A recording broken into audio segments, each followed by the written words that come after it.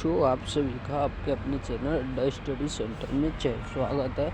आज हम बात करेंगे यूपी पुलिस कांस्टेबल की जो वैकेंसी आई है उसमें जो डॉक्यूमेंट्स चाहिए उससे रिलेटेड और डॉक्यूमेंट्स से रिलेटेड हम बात करेंगे। कल वैकेंसी आ गई है, हमें पता है आप सभी को बहुत ही डाउट होगा कौन कौन बच्चे इस फॉर्म को भर सकते हैं, कौन कौन से डॉक्यूमेंट्स तैयार होने चाहिए, कब तक डॉक्यूमेंट्स तैयार हो जाने चाहिए।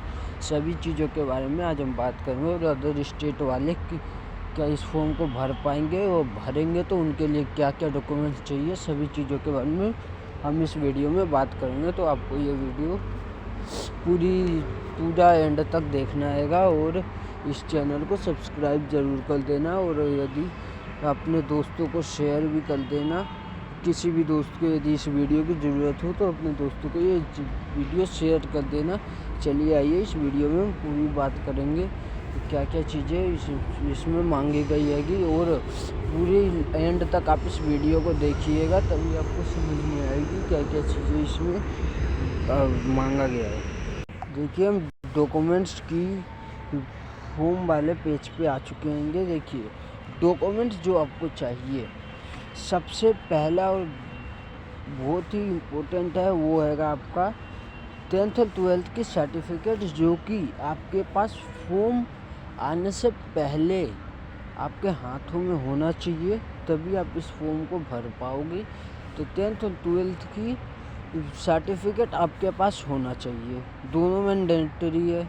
वैसे क्वालिफ़िकेशन इसकी 12th रखी गई है, लेकिन 10th का भी वहाँ पे मांगा जाएगा, इसलिए 10th का भी होना और 10th का उसमें डिटेल आपको फिलअप करना पड़ेगा फॉर्म भरते वक्त। उसके बाद एक आपको आईडी प्रूफ के तौर पे कुछ चाहिए, जैसे इसमें आधार कार्ड या वोटर आईडी कार्ड या पैन कार्ड, कुछ भी हो चल जाएगा। ये आपको आईडी प्रूफ के रूप में चाहिए। उसके बाद कास्ट सर्टिफिकेट जो ये हैगा, ये कास्ट सर्टिफिकेट आपको चाहिए।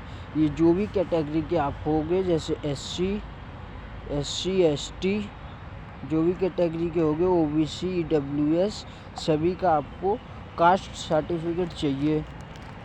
जनरल वाले बच्चों के तो लिए नहीं है ये, लेकिन जो अदर कैटेगरी के बच्चे हैं उनके लिए कास्ट सर्टिफिकेट रिक्वायर्ड है, नहीं तो फिर आप OBC जनरल में काउंट किए जाओगे यदि नहीं आप पे हो तो। और जो EWS का सर्टिफिकेट है वो आपका 1 जुलाई 2023 के बाद का बना हो तो ज़्यादा फ़ायदेमंद होगा आपके लिए। और SC ST वालों का तो वो चल जाता है, वो केंद्र सरकार द्वारा बनाया जाता है तो वो चल जाता है उनका। और फिर EWS इनकम सर्टिफिकेट नेक्स्ट देख लीजिए, तो इनकम सर्टिफिकेट मांगा गया। इनकम सर्टिफिकेट EW वाले स्टूडेंट्स के पास होना बहुत ज़रूरी होता है, उससे आपको उसमें कुछ छूट दी जाती हैगी, तो ये भी आप बनवा लीजिएगा। फिर बात कर लेते हैं हम डोमिसाइल, निवास प्रमाण पत्र जो है, ये भी आपके पास होना बहुत मैंडेटरी है।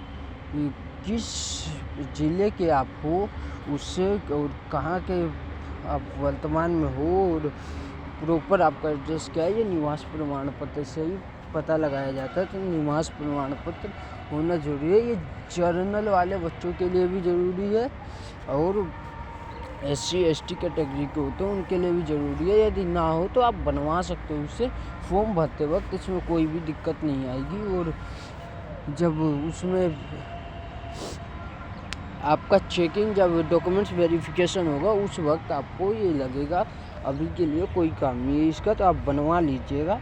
और फिर हम बात कर लेते हैं अब अदर स्टेट वालों के बारे में। अदर स्टेट वाले बच्चे क्या करें? अदर स्टेट वाले बच्चों के लिए इनमें से खाली 2 सर्टिफिकेट चाहिए। एक आपको चाहिए 10th की या 12th की सर्टिफिकेट, 10th 12th दोनों की सर्टिफिकेट, और एक आईडी कार्ड के लिए आपके पास होना चाहिए आधार कार्ड, वोटर आईडी कार्ड, इनमें से कुछ। और फिर आपको ये कास्ट सर्टिफिकेट और इनकम सर्टिफिकेट, डोमिसाइल आप भी बनवा लीजिएगा, आपको भी ज़रूरी लगेगा। ये तीनों यदि आपके पास है तो आप फॉर्म फिलअप कर सकते हो। और जनरल वाले बच्चे हैं वैसे भी फॉर्म फिलअप कर सकते हो। डोमिसाइल नहीं होगा, फिर भी डोमिसाइल उस वक्त आपको चाहिए जब डॉक्यूमेंट्स वेरिफिकेशन होता है। तो आप सभी को सभी डिटेल इस वीडियो में हम दे रहे हैं, तो इस वीडियो को सब्सक्राइब ज़रूर कर दीजिएगा। अब बात कर लेते हैं, आपके डॉक्यूमेंट्स में किसी का नाम, जन्मतिथि सही होना चाहिए। मतलब यदि सही नहीं हो तो क्या करें? तो सभी बच्चे अपने आधार कार्ड और जो भी आपका प्रूफ है ना, वोटर ID कार्ड, ये सब चीज़ें, आधार कार्ड और सर्टिफिकेट सभी में सेम नाम, सेम डेट ऑफ बर्थ होना बहुत ज़रूरी होता है। तो देख लीजिएगा सब चीज़ों में आपका, क्योंकि सेम होना ज़रूरी होता है। क्योंकि नहीं तो आपको इतनी तैयारी आप करोगे, इतनी मेहनत करोगे और फिर आपको डॉक्यूमेंट्स वेरिफिकेशन के बाद निकाल दिए जाए तो ये अच्छी बात नहीं होती। इसलिए आप लोग अच्छे से इस चीज़ को तैयार कर लीजिएगा। यदि किसी का भी थोड़ा सा भी कुछ गड़बड़ है, माइनर है, अलग हैगा सर्टिफिकेट से आधार कार्ड में या आधार कार्ड से सर्टिफिकेट में, तो आप लोग आधार कार्ड में करेक्शन करवा सकते हो, उसमें बहुत जल्दी हो जाता है। सर्टिफिकेट में जितना उतना आप आधार कार्ड में करवा लेना, क्योंकि सर्टिफिकेट में तो अब होना मुश्किल हो जाएगा। इसलिए आधार कार्ड में आप लोग करेक्शन करवा लेना। और भी जो भी डॉक्यूमेंट्स में कुछ भी दिक्कत आती हो सभी में अच्छे से करेक्शन करवा के सेम करके और अपने फॉर्म को फिलअप कर दीजिएगा। और हम बात कर लेते हैं अब यूपी पुलिस की जो वैकेंसी है, वो वैकेंसी आपके 60,000 टोटली आई है। 60,000 टोटल आपकी वैकेंसी निकाली गई हैगी। 60,244 वैकेंसी निकाली गई। तो आप सभी को बहुत ही अच्छे तरीके से तैयारी करनी है।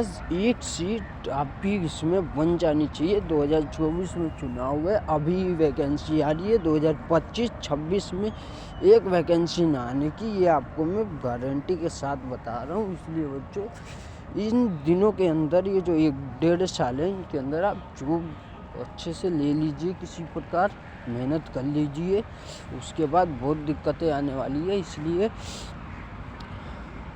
और इसमें आपको प्रॉपर गाइडेंस ये चीज़ चैनल से दी जाएगी और इस चैनल्स के साथ आप बने रहिएगा।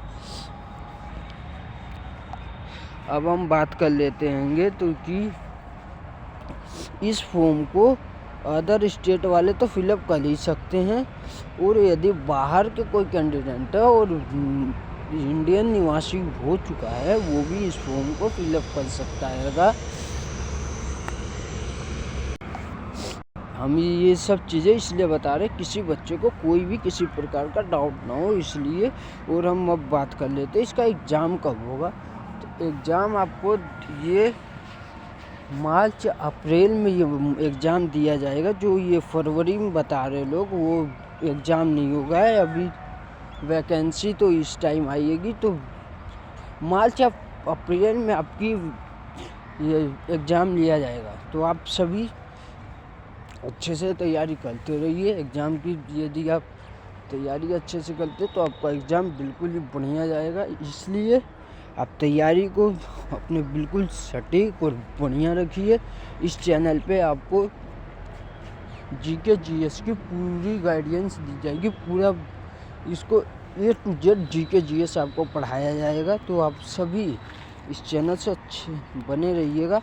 और एक बजे हम डिटेल में इसके सिलेबस के बारे में एक वीडियो लेकर के आएंगे, तो वो भी आप ज़रूर देखिएगा। सिलेबस में हम ऐसे वैसे नहीं, पूरा प्रॉपर इसका जो सिलेबस नोटिफिकेशन में दिया गया है उसी से रिगार्डिंग पूरा हम आपको बताएंगे कैसे कैसे इसका सिलेबस आपका है और कौन कौन सा पॉइंट्स पढ़ना है और कौन कौन सा छोड़ना है, ये प्रॉपर आपको इसमें बताएंगे। तो इस चैनल के साथ बने रहिएगा। अगली वीडियो जब भी आएगी तो उस वीडियो में हम इसी से रिलेटेड बताएंगे और फॉर्म किस प्रकार भरना है ये भी वीडियो लेके आएंगे। तो आप सभी वेट कीजिएगा और जैसे ही फॉर्म वाली वीडियो आती है वो देख करके उसी प्रकार फॉर्म को फिलअप कर दीजिएगा। चलिए धन्यवाद, अपनी तैयारी को अच्छे से करते रहिए। जय हिंद। अगली वीडियो में फिर मिलते हैं कभी।